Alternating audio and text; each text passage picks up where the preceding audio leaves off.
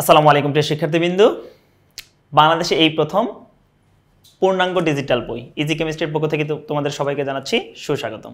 বইটিকে কেন আমরা পূর্ণাঙ্গ ডিজিটাল বই বলতেছি আশা করি তোমরা অলরেডি জেনে গেছো। এর কারণ হচ্ছে দেখো, আমাদের ইজি কেমিস্ট্রির প্রত্যেকটি পেজে দেখবে তুমি একটা করে কিউআর কোড, যে কিউআর কোড স্ক্যানের মাধ্যমে তুমি সরাসরি যুক্ত হয়ে যেতে পারবে শিক্ষকের সঙ্গে। তার মানে দেখো, বাংলাদেশে এই প্রথম বইয়ের সাথে শিক্ষক ফ্রি। তাই আমরা বেশি দেরি না করে আমাদের নিকটস্থ লাইব্রেরি অথবা টেকনিক ইজি এডুকেশনের অনলাইন পেজ থেকে আমরা সরাসরি বইটি অর্ডার করে নিতে পারি। আশা করি বুঝতে পেরেছি। চলো আজকে মূলত আমরা একটা সৃজনশীল সলভ করব। দেখো আজকে মূলত আমরা সলভ করব কোনটা বলতো? আজকে আমরা সলভ করব মূলত ঢাকা বোর্ড 2025 সপ্তম অধ্যায়ের একটি প্রশ্ন। ঢাকা বোর্ড 2025 ঢাকা বোর্ডে আসছিল। সো প্রশ্নটা আমরা একটু সলভ করার চেষ্টা করি। দেখো প্রশ্নটাতে কি কি বলা আছে। এখানে দেখো আমাদের প্রশ্নে কি বলা আছে। এক নম্বরে একটা বিক্রিয়া দেওয়া আছে ম্যাগনেসিয়াম, তার সঙ্গে হচ্ছে Fe2+।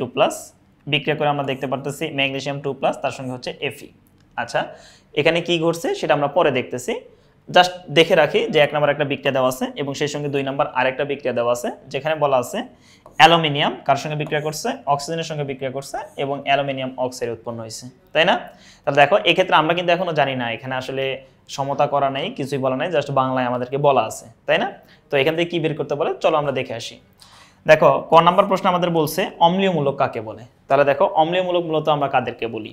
দেখো কোনো একটা লবণ উৎপাদনের সময় দেখবা লবণের যে ঋণাত্মক অংশটা, যেমন আমি যদি তোমাদেরকে বলি যে NaCl সোডিয়াম ক্লোরাইড, এটা একটা লবণ। তাহলে দেখো এই লবণের ঋণাত্মক অংশ কোনটা বলতো? ঋণাত্মক অংশ হচ্ছে Cl, এবং মনে রাখবা একটা লবণের ঋণাত্মক অংশটা আসে হচ্ছে অ্যাসিড হতে, ঠিক আছে? তাহলে মূলত অম্লমূলক আমরা কাদেরকে বলবো? তাহলে দেখো অ্যাসিড বা ক্ষারের বিক্রিয়ায় যে লবণ উৎপন্ন হয় সেই লবণটা যে ঋণাত্মক অংশটা সেটা অ্যাসিড থেকে আসতেছে, এটাকে লবণের অম্লমূলক আমরা বলতেছি। আশা করি জিনিসটা আমরা বুঝতে পেরেছি। ওকে, খ নাম্বার প্রশ্ন আমাদেরকে কি বলা হয়েছে বলতো? খ নাম্বার প্রশ্ন আমাদেরকে বলছে FeOH2 ক্ষারক কিন্তু ক্ষার নয়। দেখো সকল ক্ষারই ক্ষারক কিন্তু সকল ক্ষারক ক্ষার নয়, একটা প্রশ্ন কিন্তু অনেক সময় হয়। কেন? আমি এখন এটা তোমাদেরকে ব্যাখ্যা করে দিচ্ছি। দেখো ক্ষারক মানে কি মাথায় রাখবো আমরা। ক্ষারক মানে হচ্ছে দেখো যে কোনো ধাতুর অক্সাইড মূলত কি হয় বলতো? ক্ষারক। আর ক্ষারক বলতে আমরা কি বুঝি? আসলে যে সকল যৌগ অ্যাসিড এবং ক্ষারের সঙ্গে বিক্রিয়া করে বা অ্যাসিডের সঙ্গে বিক্রিয়া করে কি করে লবণ প্লাস পানি উৎপন্ন করে, তাদেরকে আমরা ক্ষারক বলে থাকি। আর ক্ষার জিনিসটা কি? এই ক্ষারও অ্যাসিডের সঙ্গে বিক্রিয়া করে লবণ প্লাস পানি উৎপন্ন করবে, তবে সেক্ষেত্রে মাথায় রাখতে হবে ক্ষার কিন্তু পানিতে দ্রবীভূত হবে, বাট ক্ষারক কিন্তু পানিতে দ্রবীভূত হবে না। ওকে, তাহলে দেখো ক্ষারক এবং ক্ষারের মধ্যে মেইন পার্থক্যটা আমরা পাচ্ছি, একটা পানিতে দ্রবীভূত হচ্ছে আর একটা পানিতে দ্রবীভূত হচ্ছে না। তাহলে দেখো FeOH2 এটা কিন্তু একটা ক্ষারক।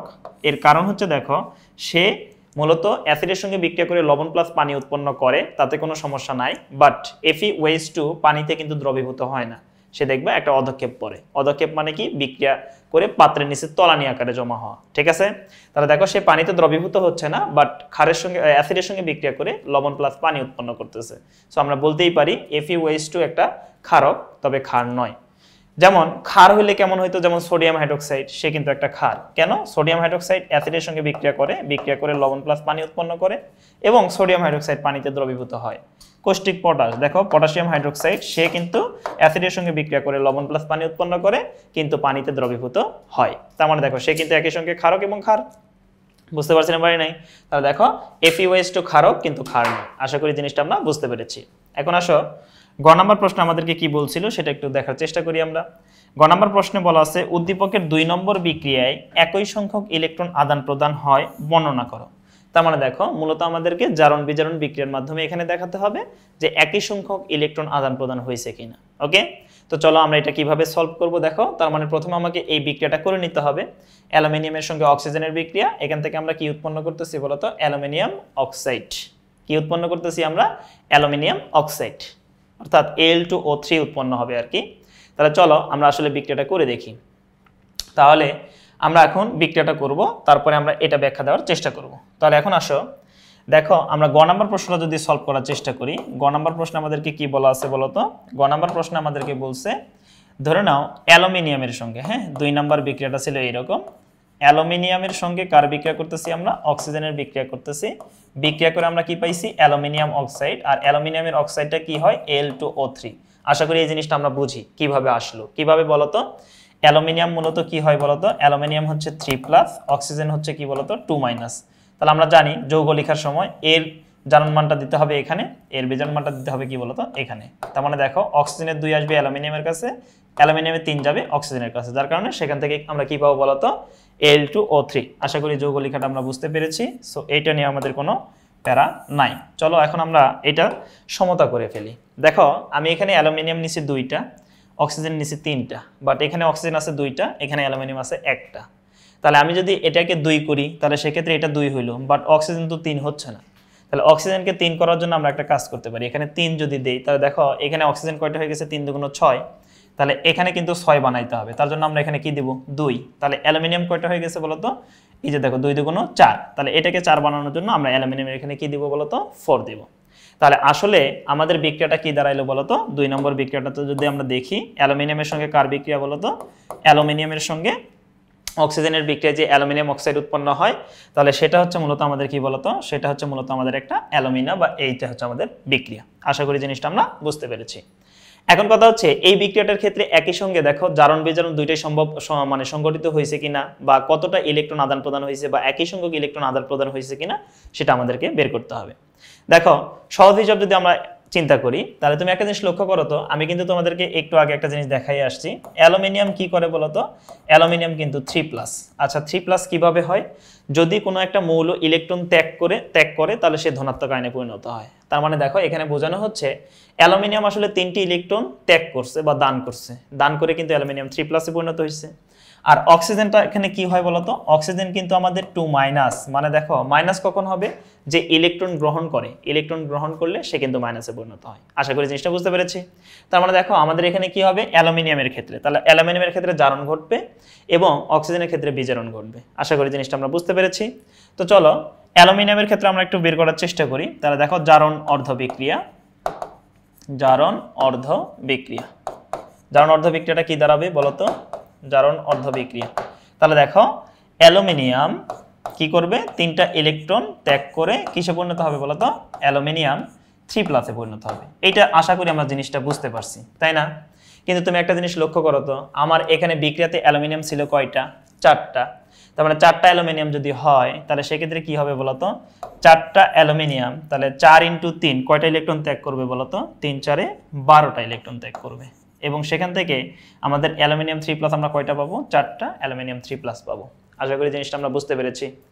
এরপরে দেখো বিজারণ অর্ধ বিক্রিয়া তো আমাদের কেমন দাঁড়াবে, বিজারণ অর্ধ বিক্রিয়া জিনিসটা কেমন হবে, তাহলে বিজারণ অর্ধ বিক্রিয়া, তাহলে এখানে ইলেকট্রন কি করবে বলতো, গ্রহণ করবে, তাই না? বিজারণ অর্ধ বিক্রিয়া। ওকে, তাহলে এখন তুমি লক্ষ্য করো একটা অক্সিজেন পরমাণুর ক্ষেত্রে যদি আমরা কল্পনা করি, একটা অক্সিজেন পরমাণু 2টা ইলেকট্রন গ্রহণ করে কিসে পরিণত হয় বলতো, 2টা ইলেকট্রন গ্রহণ করে O2- এ পরিণত হয়, তাই না? তাহলে এখন তুমি একটা জিনিস এখান থেকে দেখো তো, O2- এ যদি পরিণত হয় তাহলে আমরা এখানে অক্সিজেন নিয়েছিলাম করে দেখো 3 × 2, 3 দুগুণ 6টা। তাহলে এইটি এখানে যদি 6টা ইলেকট্রন থাকে তাহলে ইলেকট্রন কয়টা ত্যাগ করবে, 6 দুগুণ 12টা। কয়টা ইলেকট্রন ত্যাগ হবে বলতো, 6 দুগুণ 12। এবং এখানে কয়টা অক্সিজেন উৎপন্ন হবে বলতো, 6টা। তাহলে বলতো পূর্ণাঙ্গ বিক্রিয়াটা আমরা এখান থেকে কি পাবো, পূর্ণাঙ্গ বিক্রিয়া। তাহলে পূর্ণাঙ্গ বিক্রিয়া যদি আমরা লক্ষ্য করি, পূর্ণাঙ্গ বিক্রিয়া,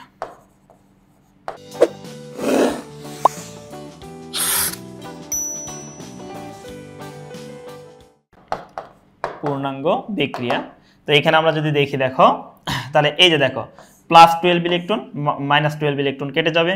তাহলে আমরা এখানে পাবো 4 অ্যালুমিনিয়াম প্লাস, দেখো এখানে 6টা অক্সিজেন, সো এটাকে আমরা 3O2 লিখতে পারি। এবং এখান থেকে আমরা কি পাচ্ছি বলতো, দেখো 2, দেখো Al2O3, দেখো এই জিনিসটা আমরা পেয়ে যাচ্ছি। তাহলে আমরা একটা জিনিস এখান থেকে দেখতে পারলাম, দেখো জারণ অর্ধ বিক্রিয়া আমাদের ইলেকট্রন কয়টা ত্যাগ হয়েছে দেখো তো, 12টা। দেখো বিজারণ অর্ধ বিক্রিয়াও কিন্তু ইলেকট্রন কয়টা, 12টা। তার মানে আমাদের গ নাম্বার প্রশ্ন আমাকে কি বলছিল দেখো তো, যে 2 নম্বর বিক্রিয়াটির ক্ষেত্রে দেখো একই সংখ্যক ইলেকট্রন আদান প্রদান ঘটছে। হ্যাঁ, কথাটা সত্যি। তাহলে আমরা লিখে দেব উদ্দীপকে উল্লেখিত 2 নম্বর বিক্রিয়াটির ক্ষেত্রে একই সংখ্যক ইলেকট্রন আদান প্রদান ঘটে। আশা করি গ নম্বর প্রশ্ন আমরা বুঝতে পেরেছি। এখন তোমরা যদি বইটা ভালোভাবে পড়ো তাহলে ব্যাখ্যাটা আশা করি তোমরা খুব ইজিলি বুঝে যাবে। ঠিক আছে, চলো আমরা এখন ঘ নাম্বার প্রশ্নটা সলভ করে দেখি যে ঘ নাম্বার প্রশ্নে আমাদেরকে আসলে কি বলা আছে। তাহলে ঘ নাম্বার প্রশ্নটা কি বলছে দেখো, ঘ নাম্বার প্রশ্ন আমাদেরকে বলা আছে, ঘ নাম্বার প্রশ্নে বলছে কি, উদ্দীপকের 1 নম্বর বিক্রিয়ার মাধ্যমে বিদ্যুৎ উৎপাদন সম্ভব চিত্র সহ বিশ্লেষণ করো। হ্যাঁ, আচ্ছা আমি আগে তোমাদের সঙ্গে একটু কথা বলে নেই, সেটা হচ্ছে বিদ্যুৎ উৎপাদন মানে কি। বিদ্যুৎ উৎপাদন মানে হচ্ছে ইলেকট্রনের প্রবাহ। ইলেকট্রন যদি প্রবাহিত হয় বিদ্যুৎ প্রবাহিত হবে, ইলেকট্রন যদি প্রবাহিত না হয় বিদ্যুৎ কিন্তু প্রবাহিত হবে না। তাহলে দেখো যদি এখানে ইলেকট্রনের আদান প্রদান ঘটে, তার মানে জারণ অর্ধবিক্রিয়া এবং বিজারণ অর্ধবিক্রিয়া থাকে, তাহলে সেক্ষেত্রে আমাদের কিন্তু কি হবে বলতো, আমাদের বিদ্যুৎ প্রবাহিত হবে। এখন ব্যাখ্যাটা আমাকে কিভাবে করতে বলছে, আমাকে চিত্র সহ ব্যাখ্যাটা করতে বলছে। চলো আমরা একটু দেখার চেষ্টা করি। বিক্রিয়াটা আমাদের এখানে কি ছিল, 1 নম্বর বিক্রিয়া ম্যাগনেসিয়াম প্লাস Fe2+, বিক্রিয়া করে ম্যাগনেসিয়াম 2+, তার সঙ্গে হচ্ছে Fe। ওকে, চলো আমরা বিক্রিয়াটা সলভ করার চেষ্টা করি। তাহলে দেখো ঘ নম্বর প্রশ্ন আমাদেরকে বলা আছে। তাহলে 1 নম্বর বিক্রিয়াটা ছিল এইরকম, ম্যাগনেসিয়াম প্লাস হচ্ছে Fe2+, এবং বিক্রিয়া করে আমরা পাইছি এখান থেকে ম্যাগনেসিয়াম 2+ প্লাস হচ্ছে কি বলতো, Fe। দেখো আমি এখানে দুইটা কথা বলতে পারি, আমি চিত্রটাও আঁকাই দিচ্ছি একবারে। ধরে নাও তুমি দুইটা দণ্ড নিবা, চীনামাটির দণ্ড নিবা বা চীনামাটির পাত্র নিবা।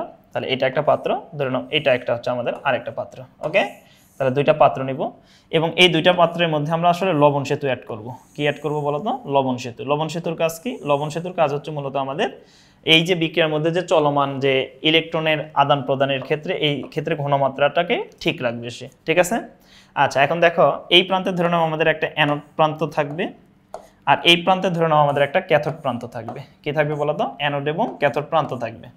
তাহলে দেখো ধরে নাও এটা হচ্ছে আমাদের অ্যানোড প্রান্ত আর এটা হচ্ছে আমাদের ক্যাথোড প্রান্ত। তাহলে ধরে নাও এখানে আমাদের একটা বাল্ব আছে, ধরে নাও এটা একটা বাল্ব। হ্যাঁ, আমার চিত্রটা আসলে খুব সুন্দর হয়তো, এটা একটু ট্রোল করো না যেন।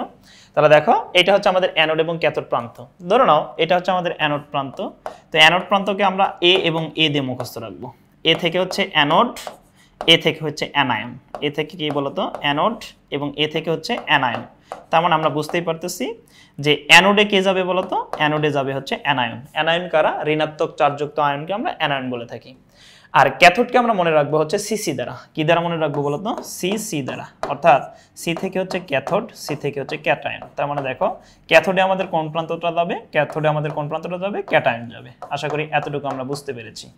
ওকে, তাহলে এখন তুমি লক্ষ্য করো এখানে মেইন ঝামেলাটা হচ্ছে ম্যাগনেসিয়াম এবং Fe2+ এর ক্ষেত্রে কোনটা অ্যানোডে যাবে কোনটা ক্যাথোডে যাবে, বা কার জারণ ঘটবে কার বিজারণ ঘটবে। অ্যানোডে সবসময় জারণ ঘটে, অ্যানোডে সবসময় কি ঘটে বলতো, অ্যানোডে সবসময় জারণ ঘটে, আর ক্যাথোডে সবসময় কি ঘটে বলতো, বিজারণ ঘটে।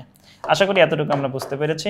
তাহলে অ্যানোডে জারণ, ক্যাথোডে কিন্তু বিজারণ। তাহলে এখন লক্ষ্য করো কথা হচ্ছে ম্যাগনেসিয়াম এবং Fe2+ এর মধ্যে কে আসলে কোথায় যাবে। দেখো সহজ একটা ব্যাপার আছে, আমি দুইটা জিনিস দিয়ে তোমাকে বোঝাবো। তোমাদের বইয়ে যে জিনিসটা বলা আছে, একটা হচ্ছে যে সক্রিয়তার সিরিজ। যদি সক্রিয়তার সিরিজ আমাদের মুখস্থ থাকে তাহলে সেক্ষেত্রে আমরা দেখব যে ম্যাগনেসিয়াম সক্রিয়তা সিরিজের অনেক উপরে অবস্থান করতেছে এবং আয়রন অনেক নিচে অবস্থান করতেছে। সো যে সক্রিয়তা সিরিজের উপরে অবস্থান করে সে হচ্ছে অ্যানোড হিসেবে কাজ করে, এবং যে নিচে থাকে সে হচ্ছে ক্যাথোড হিসেবে কাজ করে। সো সেই হিসেবে আমাদের ম্যাগনেসিয়াম হচ্ছে আমাদের অ্যানোড, অর্থাৎ অ্যানোড প্রান্তে থাকবে, এবং ক্যাথোড প্রান্তে থাকবে কি বলতো, আয়রন। ওকে, আরো সহজভাবে যদি বোঝানোর চেষ্টা করি তাহলে তুমি একটা জিনিস লক্ষ্য করো। দেখো এখানে ম্যাগনেসিয়াম ছিল, ম্যাগনেসিয়াম থেকে ম্যাগনেসিয়াম 2+ হয়েছে। ভাই ম্যাগনেসিয়াম থেকে ম্যাগনেসিয়াম 2+ কখন হয়, যখন সে ইলেকট্রন দুইটা ছেড়ে দেয়। তার মানে ম্যাগনেসিয়াম দুইটা ইলেকট্রন ছেড়ে দিলে ম্যাগনেসিয়াম 2+ এ পরিণত হবে। তার মানে এখানে তার জারণ ঘটছে। সো সে কিন্তু আলটিমেটলি জারণ অর্ধ বিক্রিয়া। আশা করি জিনিসটা বুঝতে পেরেছি। আবার দেখো বিক্রিয়কে Fe2+ আছে এবং উৎপাদে Fe আছে। তার মানে Fe2+ থেকে Fe কখন হবে, যখন Fe2+ দুইটা ইলেকট্রন গ্রহণ করবে, গ্রহণ করে চার্জ মুক্ত হবে, তখন কিন্তু সে Fe তে পরিণত হবে। তার মানে দেখো আমি বুঝতেই পারতেছি Fe2+ দুইটা ইলেকট্রন গ্রহণ করে Fe তে পরিণত হয়েছে। সো এখানে কিন্তু এটা বিজারণ অর্ধ বিক্রিয়া। তার মানে বুঝতেই পারতেছি সে কিন্তু আমাদের ক্যাথোডে যাবে। তাহলে ক্যাথোডে সবসময় বিজারণ সংঘটিত হয়, অ্যানোডে সবসময় জারণ সংঘটিত হয়। আর এইতে দেখো জারণ বিজারণ বিক্রিয়ার মাধ্যমে ইলেকট্রনের প্রবাহের সৃষ্টি হয়। মনে রাখবা ইলেকট্রন যেদিকে প্রবাহিত হবে বিদ্যুৎ কিন্তু তার বিপরীত দিকে প্রবাহিত হবে। আশা করি জিনিসটা বুঝতে পেরেছি। তার মানে আমরা বুঝতেই পারতেছি যে এখানে বিদ্যুৎ প্রবাহিত হবে। তাহলে এখন চলো আমরা এই লবণ সেতু নিয়ে একটু আলোচনা করি। ধরো না লবণ সেতুতে আমরা ব্যবহার করলাম KCl নামক একটি লবণ। এই লবণটা আসলে কি করবে বলতো, লবণের মধ্যে পটাশিয়াম হচ্ছে ধনাত্মক আয়ন বিশিষ্ট এবং ক্লোরিন হচ্ছে ঋণাত্মক আয়ন বিশিষ্ট। এই ধনাত্মক এবং ঋণাত্মক আয়ন বিশিষ্ট যে যৌগটা আছে এটা মূলত দুইটা প্রান্তের ঘনমাত্রাটাকে ঠিক রাখবে। মনে রাখবো যতক্ষণ পর্যন্ত লবণ সেতুতে লবণ বিদ্যমান থাকবে ততক্ষণ কোষটা চলমান থাকবে। যখন লবণ শেষ হয়ে যাবে কোষটা কিন্তু আর বেশিক্ষণ চলমান থাকবে না। আশা করি জিনিসটা বুঝতে পেরেছি। তাহলে এখন আসো এখান থেকে আমাকে যেটা দেখাইতে হবে জারণ অর্ধ বিক্রিয়া এবং বিজারণ অর্ধ বিক্রিয়া। তাহলে জারণ অর্ধ বিক্রিয়া কোনটা, বাই ম্যাগনেসিয়াম জারণ অর্ধ বিক্রিয়া, কারণ সে অ্যানোডে যাবে। তার মানে অ্যানোড প্রান্তে আমাদের থাকবে কি বলতো, ম্যাগনেসিয়াম, ক্যাথোড প্রান্তে কে থাকবে বলতো, আয়রন। আশা করি জিনিসটা বুঝতে পেরেছি। তাহলে এখন আসো জারণ অর্ধ বিক্রিয়া আমরা এখান থেকে করে ফেলবো। তাহলে জারণ অর্ধ বিক্রিয়া কিভাবে লিখবো আমরা বলতো, অর্ধ বিক্রিয়া। অর্ধ বিক্রিয়া, আমরা জারণ অর্ধ বিক্রিয়া লিখব হচ্ছে দেখো ম্যাগনেসিয়াম সে কি করছে, তার শেষ কক্ষপথে 2টা ইলেকট্রন ত্যাগ করবে, 2টা ইলেকট্রন ত্যাগ করে কিসে পরিণত হবে, ম্যাগনেসিয়াম 2+ পরিণত হবে। এবং বিজারণ অর্ধ বিক্রিয়ার ক্ষেত্রে কি হবে বলতো, বিজারণ অর্ধ বিক্রিয়ার ক্ষেত্রে তাহলে দেখো বিজারণ অর্ধ বিক্রিয়া, অর্ধ বিক্রিয়া এক্ষেত্রে তাহলে আমরা যে জিনিসটা পাবো সেটা হচ্ছে দেখো Fe2+ সে কিন্তু 2টা ইলেকট্রন গ্রহণ করবে, 2টা ইলেকট্রন গ্রহণ করে কিসে পরিণত হবে বলতো, Fe-তে পরিণত হবে। কিসে পরিণত হবে, Fe-তে পরিণত হবে। তাহলে আমি যদি বলি যে কোষ বিক্রিয়া, তাহলে এখানে কি হবে বলতো, কোষ বিক্রিয়াটা আমাদের দাঁড়াবে দেখো কোষ বিক্রিয়া। তাহলে কোষ বিক্রিয়া আমাদের দাঁড়াচ্ছে কি বলতো, দেখো প্লাস মাইনাস ইলেকট্রন কেটে যাবে, তাহলে এখান থেকে আমরা পাবো হচ্ছে ম্যাগনেসিয়াম প্লাস হচ্ছে দেখো Fe2+, এবং সেখান থেকে বিক্রিয়া করে আমরা পাচ্ছি হচ্ছে ম্যাগনেসিয়াম 2+, এবং তার সঙ্গে কি পাচ্ছি বলতো, Fe। আশা করি আমরা বুঝতে পেরেছি। যেহেতু অ্যানোড এবং ক্যাথোড প্রান্তে আমাদের কি আছে, ধরে নাও নেগেটিভ বা পজিটিভ প্রান্ত আছে, ইলেকট্রনের আদান প্রদান হচ্ছে, সো আমরা বুঝতেই পারতেছি এখানে কিন্তু বিদ্যুৎ প্রবাহিত হবে। তার মানে আমাদের উত্তরটা হবে উদ্দীপকে উল্লিখিত 1 নম্বর বিক্রিয়াটি হতে বিদ্যুৎ উৎপাদন করা সম্ভব। আশা করি জিনিসটা আমরা বুঝতে পেরেছি চিত্রসহ। সকলে সুস্থ থাকবে, ভালো থাকবে। আবারও লাস্ট একটাই কথা বলবো, সেটা হচ্ছে আমাদের এই যে দেখো পূর্ণাঙ্গ ডিজিটাল বই বলার কারণ হচ্ছে তোমার কাছে বই আছে মানে শিক্ষক আছে, সো তুমি স্ক্যান করবে, সরাসরি ভিডিওতে আসবে, শিক্ষকের ক্লাস দেখে তুমি কিন্তু সরাসরি বুঝে নিতে পারবে। আশা করি বুঝতে পেরেছি। তাই বেশি দেরি না করে আমাদের নিকটস্থ লাইব্রেরি অথবা আমাদের যে টেকনিক ইজ এডুকেশনের পেজ আছে সেখান থেকে অনলাইনের মাধ্যমে অর্ডার করে বইটি তুমি সংগ্রহ করতে পারো। সকলে সুস্থ থাকবে, ভালো থাকবে, দেখা হবে নেক্সট কোনো পর্বে। আল্লাহ হাফেজ।